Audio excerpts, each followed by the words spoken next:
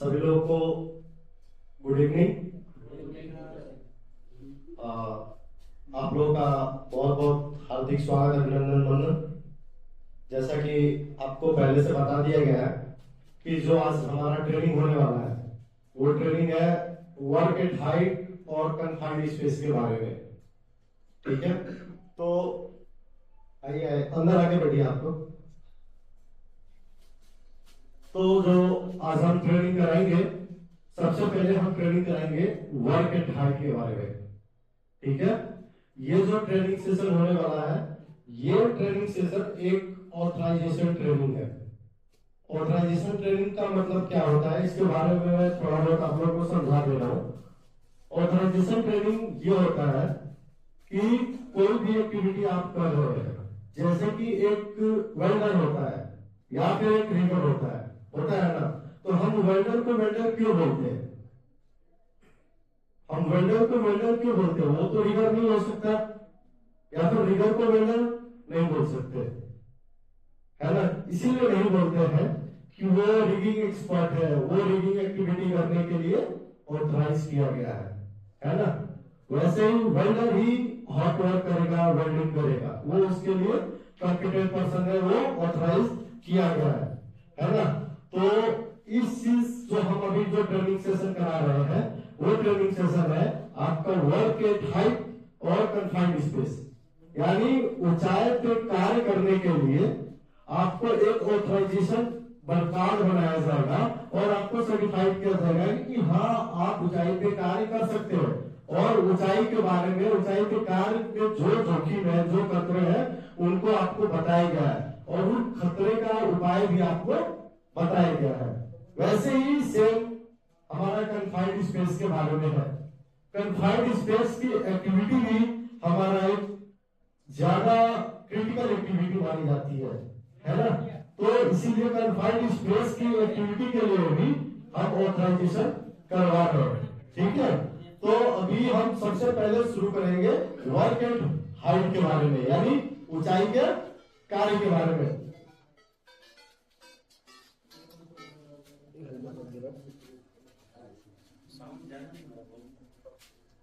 ठीक है, तो सबसे पहले मैं आप लोगों को बताऊंगा वर्क एट हाइट क्या होता है।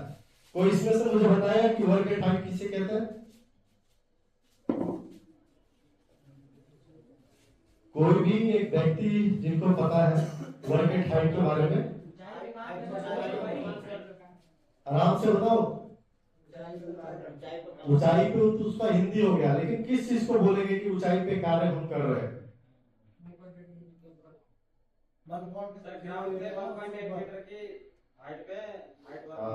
ताली बजाइए, बहुत बढ़िया होता है इन्होंने।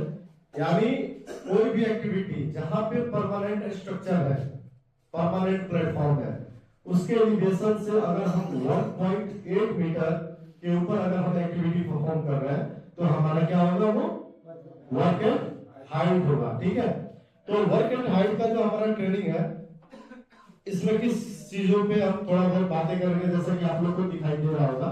ठीक है, कुछ इंडस्ट्रीज में, ठीक है, ये एक आपको एक चार्ट दिख रहा होगा, है ना। इस चार्ट में दिया हुआ है कि जो फैटल इंसिडेंट होते हैं, वो 50% fatal incident fall from height होते हैं।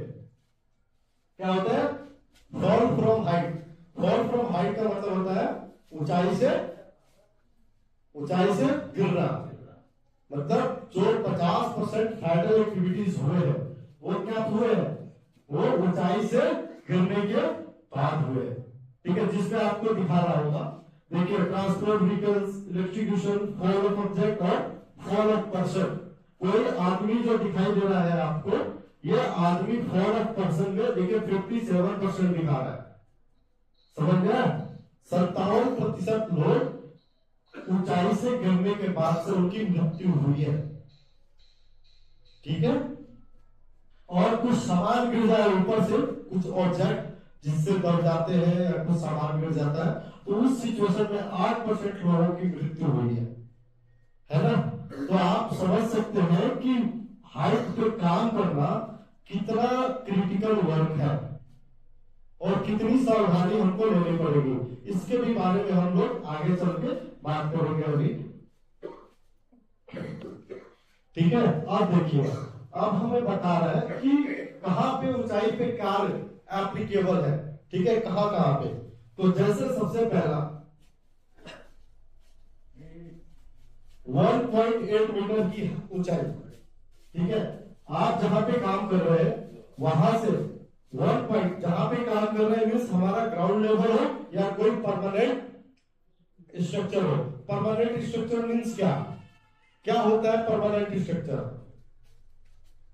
जहां पे प्रॉपर प्लेटफॉर्म दिया हो, एज प्रोटेक्शन हो, रेलिंग सोल्डर सब कुछ लगा हुआ हो, परमानेंट स्ट्रक्चर हो। मैं यहाँ पे स्कैफोल्डिंग की बात नहीं कर रहा, मैं यहाँ पे स्कैफोल्डिंग की बात नहीं कर रहा हूं। जैसे हमारा ये बिल्डिंग की छत पे जाएंगे तो आपको हाइट परमिट चाहिए क्या? स्टेयरकेस अगर प्रॉपर है, पूरा सीढ़ी बना हुआ है, चारों तरफ से रेलिंग लगा हुआ है, तो हाइट परमिट चाहिए नहीं। क्यों? ये हमारा एक परमानेंट स्ट्रक्चर है ना, ये परमानेंट स्ट्रक्चर है ना, इसकी टेस्ट हुई है, सारी चीजें हुई है। वैसे ही हमारा टीपीज में स्टेयरकेस है, परमानेंट स्ट्रक्चर है ना। जो ट्रांसपोर्ट टावर आपको सीढ़ी से चढ़ के जाते हैं वो क्या है? परमानेंट स्ट्रक्चर है। उसकी डीपी टेस्ट, बिल्डिंग की टेस्टिंग, क्वालिटी सब कुछ चेक हो चुका है ऑलरेडी, है ना। तो हमारा क्या है? परमानेंट स्ट्रक्चर है। अब बात करेंगे हम लोग कि इसमें वो सारे चीज भी इंक्लूड है। ठीक है ना, जो ऊंचाई से हम काम कर रहे हैं, ग्राउंड लेवल से आप जब ऊंचाई पे काम कर रहे हैं तो उसमें आपको एच प्रोटेक्शन सबसे ज्यादा इंपॉर्टेंट है। ठीक है, या फिर आप कोई खुदाई करके 1.8 मीटर नीचे में काम करेंगे, जैसे एक्सकवेशन करते हैं ना, तो उसे भी वर्क एट हाइट माना जाएगा। समझ में आप लोगों को? समझ में? आगे बढ़ते हैं। ये देखिए, ये कुछ रिक्वायरमेंट है, ये रिक्वायरमेंट आपको बताएंगे कि हमें वर्क एट हाइट ऑथराइजेशन क्या जरूरी है। ठीक है, और क्या एलिजिबिलिटी होनी चाहिए ऊंचाई पे काम करने के लिए। ठीक है, जिसमें सबसे पहला आपको दिखा रहा होगा, all person must be competent. Competent मतलब कि जो हम अभी ट्रेनिंग करा रहे हैं, ट्रेनिंग कराने के बाद से हम आपको एग्जाम में लेंगे और जो पास होगा उसी को हम कॉम्पिटेंट पर्सन बोलेंगे, है ना। तो जो वर्क एट हाइट पे काम हो करेगा वो कॉम्पिटेंट होना चाहिए। कॉम्पिटेंट के लिए पहला तो ट्रेनिंग इंपॉर्टेंट है और दूसरा वर्टिगो टेस्ट। तो वर्टिगो टेस्ट के बारे में बताया आप लोगों को? कितने लोगों का वर्टिगो टेस्ट हो गया है? अभी आप लोगों का पेंडिंग है। ठीक है, जब तक वर्टिगो टेस्ट नहीं होगा, ठीक है, तब तक आप सर्टिफाइड नहीं होगा। वर्टिगो टेस्ट क्या है उसके बारे में मैं संक्षिप्त रूप से बता दे रहा हूं। वर्टिगो टेस्ट में क्या होता है, हमारा एक प्लेटफॉर्म, एक स्ट्रक्चर बना हुआ है, उस स्ट्रक्चर पे सेफ्टी बेल्ट, सेफ्टी हार्नेस, जो फुल बॉडी हार्नेस है, उसको लगा के हम ऊंचाई पे चढ़ाते हैं। उसके पहले आपका SpO2 जो मॉनिटरिंग होता है वो, और आपका ब्लड प्रेशर यानी बीपी चेक करते हैं। चेक करने के बाद से आप ऊंचाई पे चढ़ाएंगे, फिर आपको नीचे उतार के फिर से चेक करेंगे और देखेंगे कि आपका ब्लड प्रेशर में कितना चेंजेस है। यानी उससे पता चलता है कि आप ऊंचाई पे काम करने जाओगे तो आपको कहीं डर तो नहीं लगेगा। बहुत लोगों को क्या होता है, डर लगता है ऊंचाई पे, बीपी बढ़ जाता है। तो वो लोग जब डर जाएंगे तो ऊंचाई पे वो सेफ्टी बेल्ट एंकरिंग नहीं कर पाएंगे, घबराने लगेंगे, है ना। तो वहां से फॉर्म और फंक्शन का चांस बढ़ जाता है, ऊंचाई से गिरने का चांस बढ़ जाता है। उस सिचुएशन को पहले ही टेस्ट करते हैं, इसीलिए हम वर्टिगो टेस्ट कराते हैं। कौन सा टेस्ट कराते हैं? जो पॉइंट बता रहा हूं वो आप लोग नोट भी कर सकते हैं, दिमाग में भी रख लीजिए। क्यों? क्योंकि इसके बाद क्वेश्चन पेपर होगा आप लोगों का, उसमें क्वेश्चन पूछे जाएंगे और आपको आंसर देना है। ठीक है, देखिए, तो हम बात कर रहे हैं कॉम्पिटेंट पर्सन और ट्रेनिंग होना चाहिए और उसके बाद से ऑथराइज होना चाहिए। ये ट्रेनिंग एग्जाम के बाद से आपको ऑथराइजेशन का कार्ड हम लोग देंगे, जिसमें आपका फोटो चिपका हुआ रहेगा, डिटेल्स होगा, कार्ड नंबर होगा, तभी जाके आप हाइट पे काम, ऊंचाई पे काम कर पाएंगे। ठीक है। और आपका मेडिकल फिटनेस यानी मल्टीपल टेस्ट होगा। इसमें एक और चीज है,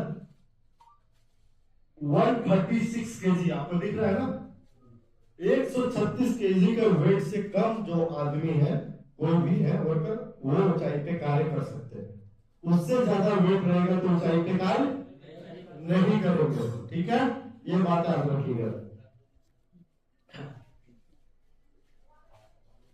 अब हम बात करेंगे कि कुछ रिस्क असेसमेंट है, ऊंचाई पे कार्य करने में क्या क्या रिस्क हो सकता है।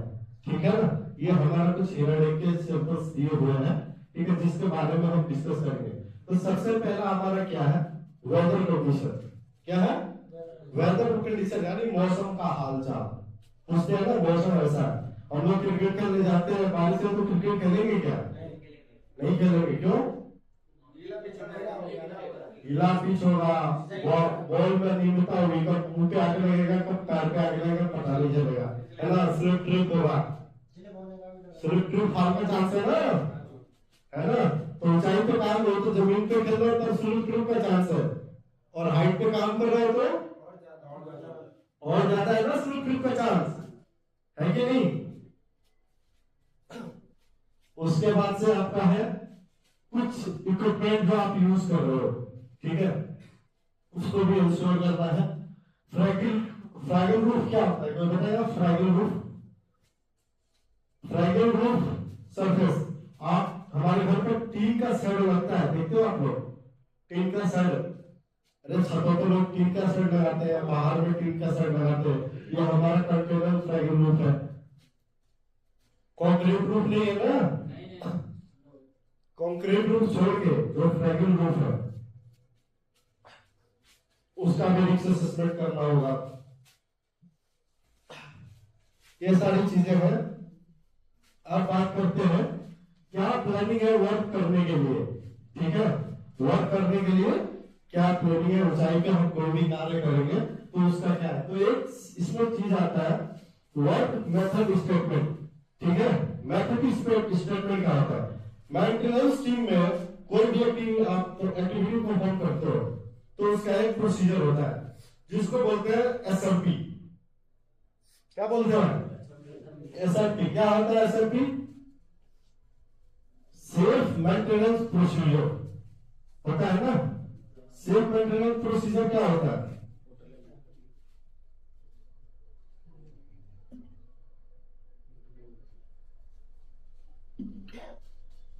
बताओ। अरे पांडे जी कहाँ है भाई, अरे पांडे जी बताइए एसएमपी क्या होता है, बताइए बताइए। हाँ, एसएमपी सेफ मेंटेनेंस प्रोसीजर होता है ना। क्या होता है वो, क्यों चाहिए एसएमपी। सर जो कार करने जा रहे हैं, हाँ, उसके बारे में हमको मालूम है कि वहाँ खतरा क्या है, उसको दूर कैसे करेंगे। देखिए एसएमपी में आप एक चीज देखोगे, जो आपका इक्विपमेंट है ना, हर इक्विपमेंट का अलग अलग होता है। लाइन का क्रशर है, क्रशर का एक अलग मेंटेनेंस प्रोसीजर होगा। क्रशर में कैसे खोलना है, हैमर कैसे निकालना है, हैमर कैसे रिप्लेस करना है, क्या टूल्स यूज करना है, कौन सा साइज का कौन सा टूल्स लगेगा, उसमें क्या खतरा है, उस खतरे से खतरा ना हो, कुछ इंसिडेंट ना हो, उसको भी प्रिवेंट करने के लिए उसको यूज कैसे करना है वो भी दिया रहता है। इसीलिए तो उसका नाम है सेफ मेंट प्रोसीजर, मेंटेनेंस प्रोसीजर। तो जो मेंटेनेंस प्रोसीजर है, ठीक है, वो क्या है हमारा, वही तो हमारा वर्क मेथड है और उसी को हमको इंप्लीमेंट करना है, एक स्टेटमेंट लेके, है ना।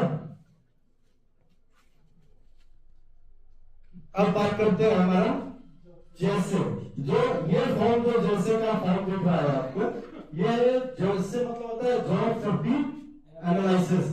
ये हमारे यहाँ हर एक्टिविटी के लिए है ना। जैसे परमिट के साथ में मेंटेनेंस टीम में ज्यादा यूज होता है, जैसे है ना, जितने भी मेंटेनेंस है, इलेक्ट्रिकल मेंटेनेंस हो या मैकेनिकल मेंटेनेंस, इंस्ट्रूमेंटल है ना। तो जैसे ये जैसे का फॉर्म है, दिख रहा है सैंपल, ये जैसे का है, इसमें 3 स्टेप है दिए हुए जैसे में। सबसे पहले बात करेंगे कि जैसे क्या है और क्यों जरूरी है ना। तो बताएगा जैसे क्या है,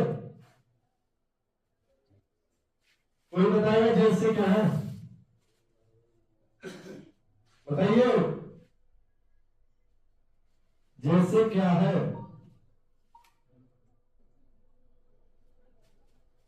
कोई बताइए जैसे क्या है।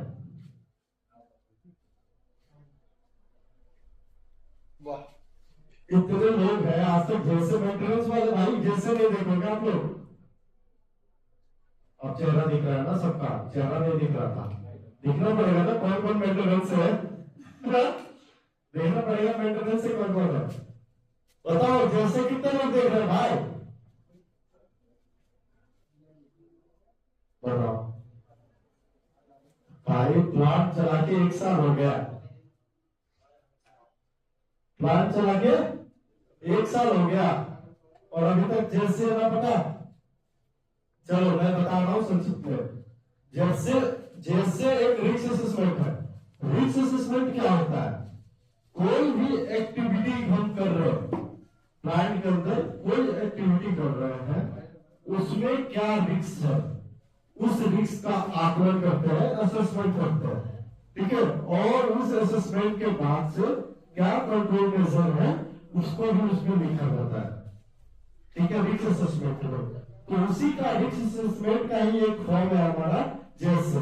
पहला हीरा आता, उसके बाद ये हमारा जैसे है, ठीक है। तो ये जैसे हम यहाँ पे अभी हीरा नहीं यूज कर रहे हैं, अभी जैसे ही यूज कर रहे हैं, ठीक है। तो जैसे हम एक जॉब का सेफ्टी एनालिसिस करते हैं, कोई भी जॉब है, या आप किसी पीएम वर्क का ले लीजिए, पीएम ऑफ कन्वेयर ले लीजिए, पीएम ऑफ प्रेशर ले लीजिए, पीएम ऑफ हाइड्रोट ले लीजिए, है ना। उस पीएम का प्रिवेंटिव मेंटेनेंस का एक जैसे बना है। उस जैसे में क्या रिस्क है, पहले तो उसमें होगा स्टेप्स क्या है, जो एक्टिविटी आप करोगे उसका स्टेप्स क्या है। जैसे कि बेसिक जॉब स्टेप्स, जैसे मान लिया आप पीएम करोगे, तो पीएम में सबसे पहले क्या करते हैं, मान लो आप एक कन्वेयर का पीएम करोगे, मान लो एक कन्वेयर का पीएम करोगे, प्रिवेंटिव मेंटेनेंस है, तो सबसे पहले क्या करते हो आप, हाउसकीपिंग। ये क्या हो गया आपका जॉब का पहला स्टेप होगा। दूसरा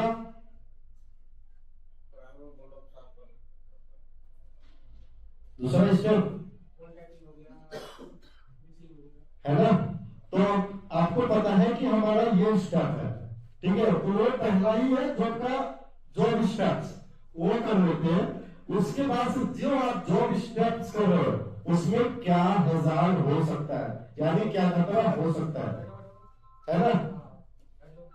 बताओ क्या खतरा हो सकता है उसमें।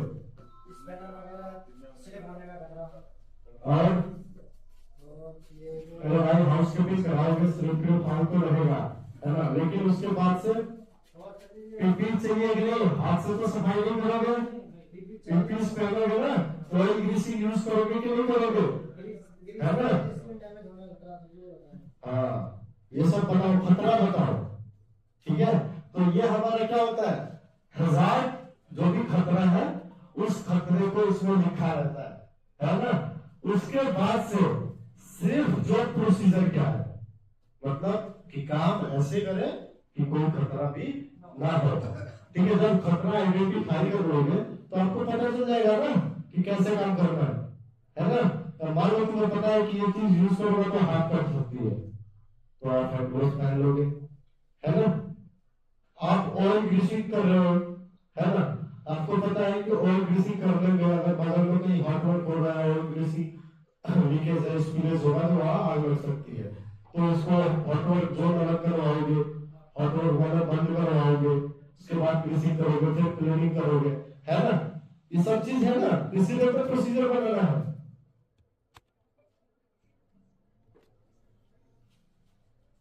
अब बात करते हैं परमिट टू वर्क। अगला स्टेप क्या है, परमिट टू वर्क, यानी पीटीडब्ल्यू। पीटीडब्ल्यू क्या होता है, बताइए बताइए, पीटीडब्ल्यू क्या होता है? अरे बताओ भाई, परमिट टू वर्क देख रहे हो ना, परमिट देख रहे हो ना क्या का? कौन कौन बिना परमिट का काम करता है? हाथ उठाओ तो फ्रैक्शन उड़ा जल्दी, कोई नहीं करता, सब परमिट लेके काम करते हैं, पक्का श्योर है?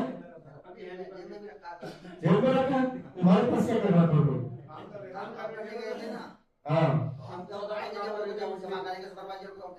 हाँ वहाँ पे परमिट तुम लोग खुद पास में रखते हो ना? गुड गुड, ताली बजाओ। परमिट ऐसा नहीं होना चाहिए कि काम इधर चल रहा है तो परमिट हाँ इंजीनियर के पास में, उसके पास है, परमिट आप लोग के पास रहना चाहिए। ठीक है, ये अच्छा लगा मुझे जान के। चलो आप जानते हैं परमिट क्या है, क्यों जरूरी है ना? हाँ, तो परमिट क्या होता है? हमारा एक फॉर्मल रिटन डॉक्यूमेंट होता है, ठीक है ना? जो भी आप वर्क कर रहे हो, ठीक है, उसको परमिट करता है, परमिशन देता है कि आप ये एक्टिविटी कर सकते हो, ठीक है? और उसमें जो भी पोटेंशियल हज़ार है, जो भी उस काम के करने के लिए खतरे हैं, ठीक है, उसका भी उसमें मेंशन करना है फिक्स असेसमेंट के फॉर्म में, है ना? वो भी दिया है। आप देखो ना परमिट में लिखा होगा hot work, height work, confined work, excavation work लिखा है ना उसमें, है ना? हॉट वर्क करोगे तो हॉट वर्क में टिक रहता है, फिर हॉट वर्क का अलग से एक चेक शीट लगाते हैं, नेक्स्ट लगाते हैं ना उसका। हाइट का आप कर रहे हो तो हाइट का टिक करके फिर अलग से हाइट का चेक शीट लगाते हैं ना? देखा है ना आप लोगों ने, है ना? तो वो इसीलिए है उसमें हॉट वर्क क्या है हमारा मेजर एक्टिविटी वर्क, है ना? जिसके अंदर हज़ार्ड के चांसेस ज्यादा है, खतरे ज्यादा है ना? उसके बाद से हाइट वर्क में भी खतरे हैं, है ना? हज़ार्ड है ना? किसी भी मेंटेनेंस एक्टिविटी के लिए प्लांट के अंदर, ठीक है, आपको हाइट का परमिट लेना है। और कुछ जगह है जहां पे परमिट एप्लीकेबल नहीं है, वो जगह मैं आप लोगों को बता दे रहा हूं। जैसे टाउनशिप पे काम करना हो तो परमिट रिक्वायर्ड नहीं होगा। दूसरा फैब्रिकेशन यार्ड, अगर हमारा ऑथराइज्ड फैब्रिकेशन यार्ड है जहां पे पूरा जितना भी फैब्रिकेशन यार्ड के कंडीशन है फुलफिल किए गए हो, जैसे फैब्रिकेशन यार्ड का मतलब है कि एक पूरा स्लैब भरा हुआ जगह होगा, कॉर्डर होगा, वहां पे जितने भी कंट्रोल्स मेजर है फैब्रिकेशन यार्ड के हॉट वर्क सारे वो मौजूद होने चाहिए। यानी वो एक तरह से डेजिग्नेटेड प्लेस होगा कि हाँ ये हमारा फैब्रिकेशन यार्ड है और वो प्रूफ के साथ अप्रूवल है उसका। उस जगह पे आपको काम करना है तो परमिट टू वर्क रिक्वायर्ड नहीं है, ठीक है? ठीक है, और कुछ पॉइंट्स है जिससे आप फोटो देख रहे हो ना, मस्त दिख रहा है ना? क्या दिख रहा है फोटो में? बताओ, क्या गिरता हुआ दिख रहा है? स्लिप करता हुआ। और दूसरा फोटो क्या बता रहा है? कैसे टूल्स गिर गया भाई? ऊपर से गिर गया? हाँ हाइट से गिरा ना, ऊपर से। चलो ठीक है, मान लिया। और बताओ इसमें क्या दिख रहा है? मुझे हज़ार बताओ, और उस हज़ार को कैसे कम करेंगे वो भी बताओ। चलो बताओ बताओ बताओ, टाइम ज्यादा नहीं है। कहां सोच रहे हो बंधुआ? ये सब नहीं समझ में आता है। तुमने बोला का ना है ना? अरे तुमने बोला का है, ऐसा काम करते हैं, बोलो करते हैं ना, है ना? पहला ऑब्जेक्ट है, उसका पैर देखो कैसे पड़ा है स्टेप पे, लेकिन उसका 3 पॉइंट कॉन्ट्रैक्ट नहीं है। 3 पॉइंट कॉन्ट्रैक्ट क्या होता है? हाँ, आप कहीं भी ऊंचाई पे चल रहे हैं, सीढ़ी पे चल रहे हैं, स्टेप पे चल रहे हैं, तो 3 पॉइंट कॉन्ट्रैक्ट चाहिए कि नहीं? दूसरा, ऊंचाई पे टूल्स, कभी भी अगर टूल्स रखना है तो सबसे ऊपर हाइट पे नहीं रखना है ना? और कोई आदमी काम कर रहा है ऊंचाई पे तो टूल लाइन यार्ड का यूज करेगा ना? ये देखो, ये बता रहा है कि इस एक्टिविटी के लिए जैसे और PTW, ठीक है। अब देखिए इसमें एक आपको ग्राफ दिख रहा होगा, ये देखिए दिख रहा है ना, तो बोलते हैं हायरार्की कंट्रोल्स। क्या बोलते हैं? Hierarchy controls. ये क्या होता है? ये क्या होता है? देखो उसमें सबसे पहले क्या लिखा है? एलिमिनेशन। क्या लिखा है? अरे कुछ तो बताओ भाई, एलिमिनेशन क्या होता है? तो मुझे ही समझाना पड़ेगा तुम लोग, है ना। एलिमिनेशन मतलब होता है कि कुछ सामान है, कुछ सामान है, मान के चलो वो सामान रास्ते में पड़ा है और तुम्हें आने जाने में तकलीफ हो रही है, पैर में लग रहा है, तो आप क्या करोगे? उस सामान को उठा के ऐसे जगह रखोगे जहां किसी को कुछ प्रॉब्लम ना हो। मतलब क्या हुआ? सामान हटा दिया, वो सामान आपके लिए खतरा था, रास्ते में था तो क्या था? खतरा था, तो इसलिए हमने क्या किया? सामान को हटा दिया रास्ते से, खतरा नहीं है। तो ये जो हायरार्की कंट्रोल्स है वो इसी पद्धति पे काम करता है। ये हमारा जो भी हजार है, हजार को कम करने से लेकर के हजार को शून्य करने तक यह प्रोसेस हमको अप्लाई करना होता है, ठीक है। जिसमें सबसे पहला क्या होता है? इल्यूमिनेशन। इल्यूमिनेशन सबसे ज्यादा इफेक्टिव है। देखो सबसे ज्यादा, ये देख रहे हो, ये जो ब्लू है, ब्लू से ऐसे रेड तक आया है, दिख रहा है ना आप लोग को? ब्लू से क्या आया है? रेड तक आया है। अब इस ब्लू से रेड तक आने में सबसे पहले है हमारा इल्यूमिनेशन, ठीक है। तो ये जो इल्यूमिनेशन है ये हमें सीधा हजार को हटा देता है, खतरे को खत्म कर देता है ना। मतलब खतरे का चांस शून्य हो जाता है, मतलब 99% मान लो जो खतरा हट गया, है ना। उसके बाद दूसरा स्टेप आता है सब्स्टिट्यूशन। क्या आता है? सब्स्टिट्यूशन। मतलब इसका एक अदर मीनिंग भी है रिप्लेसमेंट, मतलब उसके जगह पे कुछ और, है ना। तो नहीं तो कोई और सही, है ना, होता है ना। तो नहीं तो, अरे आईफोन वाला भैया किधर गया भाई, मुझे दिखाई नहीं दे रहा, है ना। चलिए, तो यह है सब्स्टिट्यूशन। ये क्या बोलता है? इसका काम क्या है? इसका काम यह है कि कुछ हजार है, कोई खतरा है, उसको रिप्लेस कर देना। मान के चलो आपने जो पत्थर हटाया, आपने जो पत्थर हटाया, वो पत्थर क्या कर रहा था? एक इलेक्ट्रिकल केबल को दाब के रखा हुआ था, ठीक है। तो आप उसको हटाओगे तो इलेक्ट्रिकल केबल दिखने लगेगा, तो आप उस पत्थर को हटा नहीं सकते। तो इसके जगह पे क्या करोगे? आप सोचोगे कि कुछ ऐसा चीज करना है हमें, ठीक है, ऐसा सामान रखना है कि वो हम पत्थर भी हट जाए और इलेक्ट्रिकल केबल भी ना दिखे। समझ में आया ना? तो आप क्या करोगे? उस पत्थर से तो आपको चोट लगता था, तो आपने उसको हटा दिया, और उनको हटाने के बाद इलेक्ट्रिकल केबल भी ना दिखे, तो ऐसा क्या जुगाड़ करेंगे? कोई पाइप डाल के वायर को अंडरग्राउंड कर देंगे। वो केबल भी चाहिए हमें, तो क्या करेंगे? केबल को नीचे नीचे कर देंगे, अंडरग्राउंड कर देंगे, है ना। उसको पाइप डाल देंगे, तो उससे आपको खतरा भी नहीं हुआ और खतरे को खत्म भी कर दिया। समझ गया? वो है हमारा सब्स्टिट्यूशन। वैसे होता है इंजीनियरिंग कंट्रोल्स। इंजीनियरिंग कंट्रोल्स का मतलब ये होता है कि जो खतरा है उसको बांध देना। क्या करना? आइसोलेट कर देना, बांध देना, रस्सी से बांध देना। भाई तू खुली बस, तू इधर ही रहना, काम करूंगा इधर। जैसे हम कोई इलेक्ट्रिकल सोर्स एनर्जी पे काम करते हैं तो फिर आइसोलेट करते हैं ना। क्या करते हैं? आइसोलेट करते हो। तो क्या करते हो? आइसोलेट करने के बाद उसको बांध देते, भाई मैं तुझे बांध कर रखा हूं, मैं काम करूंगा, तू चलिए मत, है ना। वो हम क्या करते हैं? Engineering controls. वैसे एडमिनिस्ट्रेटिव कंट्रोल्स आता है। इसमें क्या है?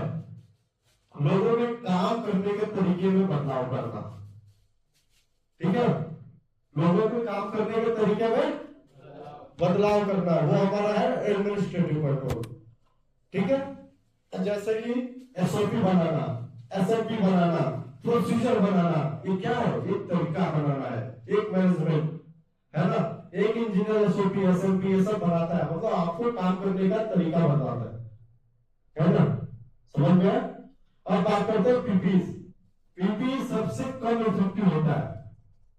ठीक है, कोई भी हजार्ड होगा, कोई भी खतरा होगा तो बहुत कम इफेक्टिव होता है पीपीज। कुछ इंसिडेंट है तो कुछ भी हो, फॉल फ्रॉम हाइट हो तो है ना, तो अगर मान लीजिए फॉल फ्रॉम हाइट हो रहा है, ऊंचाई से आप गिर रहे हो, तो सेफ्टी बेल्ट पहने हो, मान लो सपोज करो सेफ्टी बेल्ट पहने हो, सेफ्टी बेल्ट आपको ठीक ठाक लगा पहन लिया, किसी ने चेक भी कर लिया पहन लिया, ऊंचाई पे काम करो, अचानक से कुछ इंसिडेंट हुआ तो आप नीचे आने लगे, तो क्या होता है? कभी कभी सेफ्टी बेल्ट भी टूट जाता है, टूटता है ना, टूटने का चांस है कि नहीं है? उसका सर्टिफिकेट की पेड़ वगैरह तो हम लोग कराते हैं, लेकिन इसका मतलब ये नहीं कि वो खराब नहीं हो सकता। मशीन है, टूल्स है, लिफ्टिंग मटेरियल से तो खराब हो ही सकता है, ऐसा नहीं है। तो क्या है, वो कम इफेक्टिव होता है। इसीलिए आप लोग बोलते हैं कि कभी भी ऊंचाई पे आप काम कर रहे हो तो प्रॉपर प्लेटफॉर्म के साथ काम करो, है ना। वैसे ही पीपीज है, पीपीज क्या होता है? कम इफेक्टिव होता है। अब बात करेंगे, ठीक है, ये जो मैंने आपको बताया उसी के बारे में ये बात वही समझाया गया है। ठीक है, एग्जाम्पल देकर ये है वेदर कंडीशन। कहाँ हो भाई? अरे परेशान हो गए तुम तो भैया। चलिए, ये है कुछ पॉइंट डिस्कस करते हैं, है ना। ये देखो, ये हमारे सेफ्टी वाले भैया है, जैसे हम, है ना, हमारे सेफ्टी वाले भैया क्या कर रहे हैं? सिक्योरिटी देखो कैसा है, देख रहे हो? चलो, ये है हमारा सेफ्टी बेल्ट का कुछ चीज, इसको ध्यान से देखिए। आप लोग ध्यान से देखना फोटो, है ना, क्वेश्चन भी पूछ सकते हो। इसका सेफ्टी बेल्ट के बारे में कुछ बताया गया है। ये जो बेल्ट एंकरिंग किया है वो कहाँ एंकरिंग किया है? वो एंकरिंग पॉइंट है ना। हम बताएंगे आगे चल के कि कहाँ पे बेल्ट फंसाना है, कितनी लोड कैपेसिटी लेनी है। अभी देख लो, इसमें कुछ चीज दिखा रहा है कैसे सिलेक्शन करना है। सेफ्टी बेल्ट कहाँ लगाना है? कभी भी सबसे ऊपर एंकरिंग करना है फुल बॉडी हार्नेस को, है ना। ये उसका स्ट्रैप दिया हुआ है, ये गियरिंग दिया हुआ है। आपको तो सेफ्टी बेल्ट का ट्रेनिंग कराया था एक बार, याद है ना। वो लाइन राइट दिया है, ये फ्रैगमेंट का एग्जांपल दिया था मैंने आपको बताया।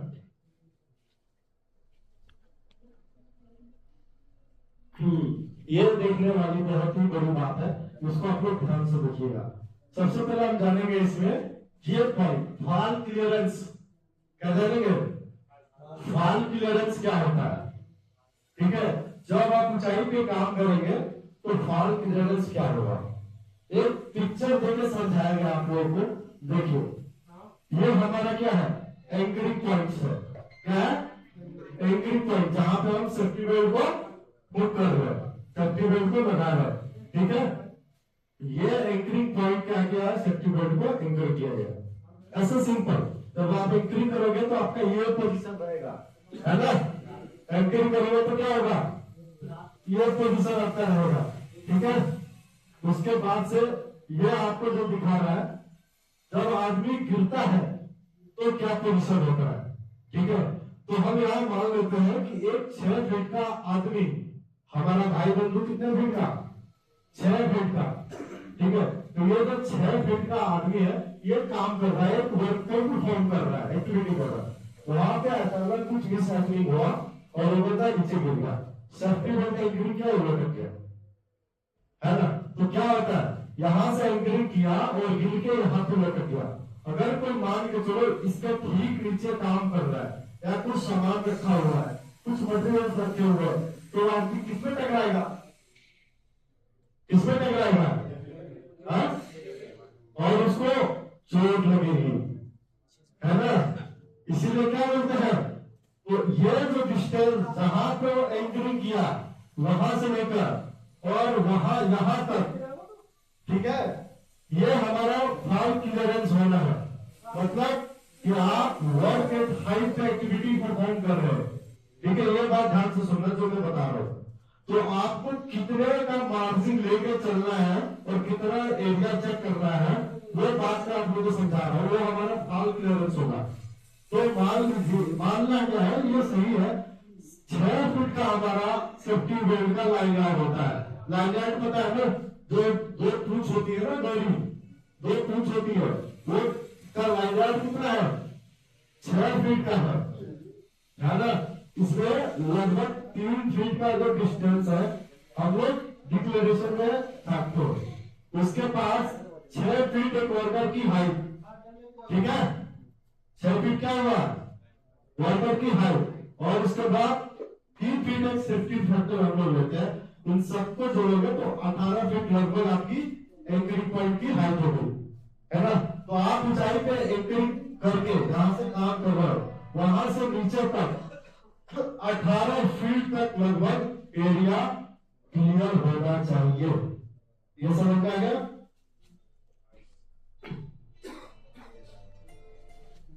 ये आप लोगों को दिख रहा है कुछ, है ना, ये सेफ्टी बेल्ट है हमारा, है ना। ये क्या है, पूरा नाम क्या है इसका, पूरा नाम क्या है बताइए, रिट्रैक्टेबल ब्लॉक हार्वेस्टर, ठीक है। ये क्यों चाहिए बताइए, क्यों चाहिए आपको।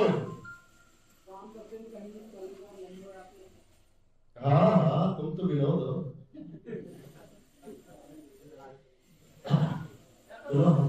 हाँ देखियो, ये कुछ चीजें हैं, ठीक है। एंकरिंग पॉइंट जहां पर हम सेफ्टी बेल्ट एंकरिंग करते हैं वहां पे लोड कैपेसिटी कितनी होनी चाहिए, 22.2 किलोमीटर, यानी केजी में कन्वर्ट करेंगे कितना होगा, 2200 केजी, कितना होगा 2200 केजी, ठीक है। ये क्यों चाहिए 2200 केजी का लोड कैपेसिटी जहां पे आप सेफ्टी बेल्ट फंसा रहे हो, बताओ। हाँ, ग्रेविटेशनल फोर्स पढ़ा है, जब हम किसी बॉल को ऊपर फेंकते हैं तो इतना तेज नीचे आते हैं, या कोई सामान वो उसको से तरफ आकर्षित करता है ना, क्या होता है, जी इक्वल टू क्या होता है। अरे भाई पढ़े नहीं होगा बचपन में, टीचर बहुत बदमाश था मेरा, पढ़ा नहीं रहा था लौट का। चलो सही है, कोई बात नहीं। ये देखो एंकरिंग पॉइंट के कुछ चीज बताए हैं, देखो। अब बात करेंगे इसका फोल्डिंग के बारे में, ठीक है, फटाफट। इसके बाद अभी तक फाइनेंशियल में बाकी है। इसका फोल्डिंग क्या होता है, इसका फोल्डिंग यानी भाड़ा, यानी मचान, है ना। क्या बोलते हैं इसका फोल्डिंग को, भाड़ा। क्या होता है भाड़ा, चलो भाड़ा बताओ, भाड़ा क्या होता है,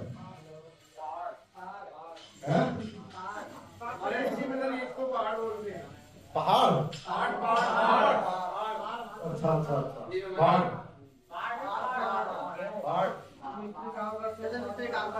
अच्छा अच्छा उधर बोलते हैं पहाड़, ओके ओके, ठीक है। तो हम बात कर रहे हैं यहाँ पे भाड़े की यानी मचान का, ठीक है। इसका काम क्या है, ये एक टेम्पोररी स्ट्रक्चर है जो मैन और मटेरियल की सपोर्ट के लिए एक प्लेटफॉर्म देता है, काम करने का एक मंच प्रदान करता है, प्लेटफॉर्म देता है, किसको, सामान और आदमी, मनुष्य, मैन और मटेरियल, ठीक है ना, समझ में आया, ठीक है। एक क्या होता है, एक टेम्पोररी एलिवेटेड वर्किंग प्लेटफॉर्म होता है तो मैन और मटेरियल के लिए, ठीक है। इसमें यही चीज है, सपोर्ट करता है। ये इसका फोल्डिंग के कुछ टाइप्स बताए हैं, सिंगल पोल इसका फोल्डिंग, डबल पोल इसका फोल्डिंग, मोबाइल इसका फोल्डिंग। ठीक है, जब आपका इसका फोल्डिंग का ट्रेनिंग होगा तो इसमें और अच्छे से बताया जाएगा। ठीक है, फिलहाल मैं आप लोगों को बस कुछ चीजें बता दे रहा हूँ कि क्या क्या चेक करना है वर्क एट हाइट में, एकदम सिंपल और बेसिक। ठीक है ना, जिससे आपको समझ में आ जानी चाहिए। मान लो ये हमारा शरीर है, क्या है हमारा शरीर है। शरीर किस पे खड़ा है? पैरों पे। पैर कैसा है हमारा, है ना? पैर कैसा है?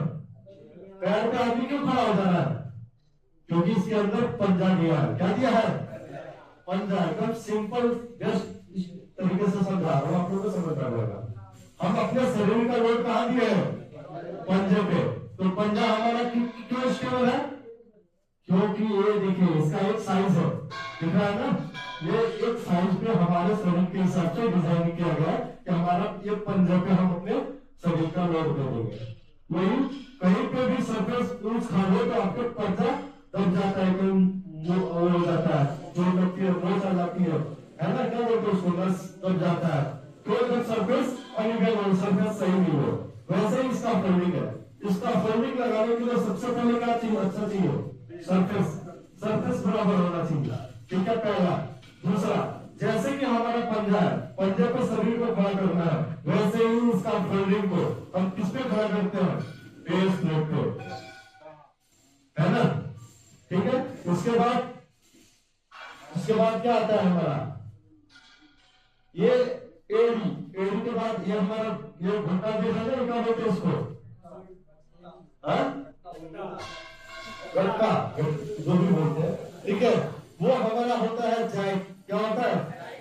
बेल जॉइंट, है ना? ये लोग करके बाकी पैर में घुसने नहीं देता है, बढ़िया सा लगता है ना?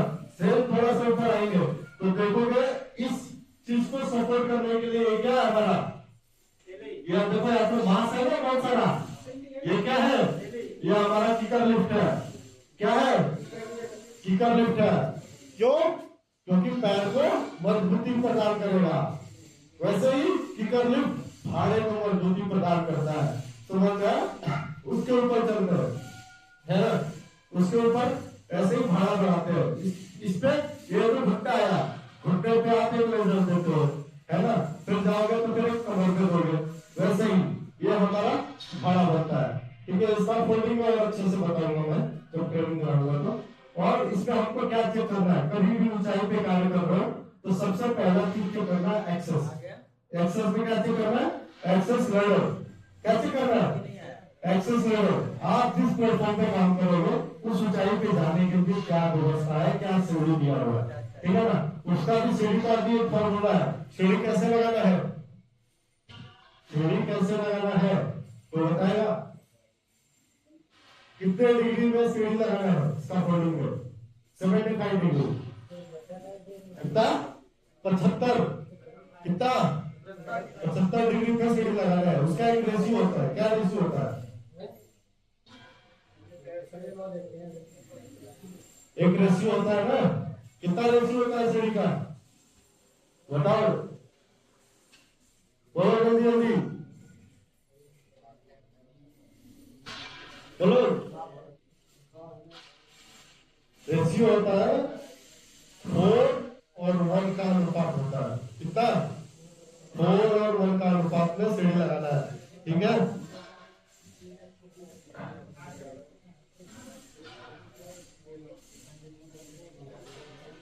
ये देखो, ये हमारा क्या है? टैग है। इसका फुल टैग है। ग्रीन टैग रहा तो आपको काम करना है और रेड रहा तो नहीं करना है। ठीक है ना? कुछ एग्जाम्पल से, ठीक है? ये सेफ्टी नेट लगा हुआ है, आप लोग को दिख रहा होगा, दिख रहा है ना? ऊंचाई पे काम करते समय सेफ्टी नेट बहुत ज्यादा इंपोर्टेंट होता है। ठीक है, ज्यादा स्पेशली कंस्ट्रक्शन जो साइट्स होती है उसके अंदर।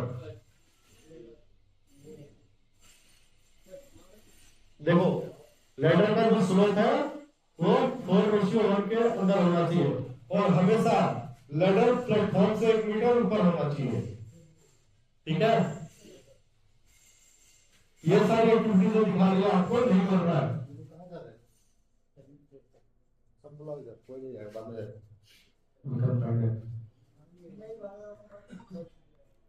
ये देखो दोस्तों कितने अक्षम तरीके से काम कर रहा हूँ चाय पे, देखो दिख रहा है ना, है ना, दिखा। चलो ये हमारा क्या हो गया, ये हो गया वर्क एंड फाइल, है ना, फाइल बता रहा हूँ मैं। वर्क एंड फाइल का हो गया ना आपको, वोटर वोटिंग कुछ चीजों में बता रहा था, एक बार और समझा दे रहा हूँ। ऊंचाई पे कार्य करते समय सबसे पहले एक्सेस लेवल चाहिए। एक्सेस लेवल का जो रेशियो होगा कितना होगा, 4:1 का होगा, ठीक है। और सीढ़ी कभी भी 1 मीटर प्लेटफॉर्म से ऊपर रखना। एक्सेस लेवल से क्यों किया, उसके बाद से स्टाफ फोल्डिंग में मिड रेल, टॉप रेल और टोबार, क्या क्या, मिड रेल, टॉप रेल और टोबार। टॉप रेल कितने पड़ेगा, 1200 mm पे, ठीक है। मतलब आपका ये हाइट पे होना चाहिए, है ना, ये हाइट पे आपका होना चाहिए टॉप रेल, ठीक है। मिड रेल आपके घुटने के लेवल पे, और टोगार ये, है ना, 150 mm का स्टैंडर्ड है टोगार का, ठीक है ना। ये चीज चेक करना है, ये चीज होना चाहिए। और जो इसका फोल्डिंग बना है वो कॉम्पिटेंट पर्सन होना चाहिए। इसका फोल्डिंग टाइम में उसका नाम, डिटेल्स वगैरह पूरा रहेगा, है ना, समझ गया। आज हम बात करेंगे, ये पूरा हाइट का हो गया, मैंने आपको बता दिया, ठीक है।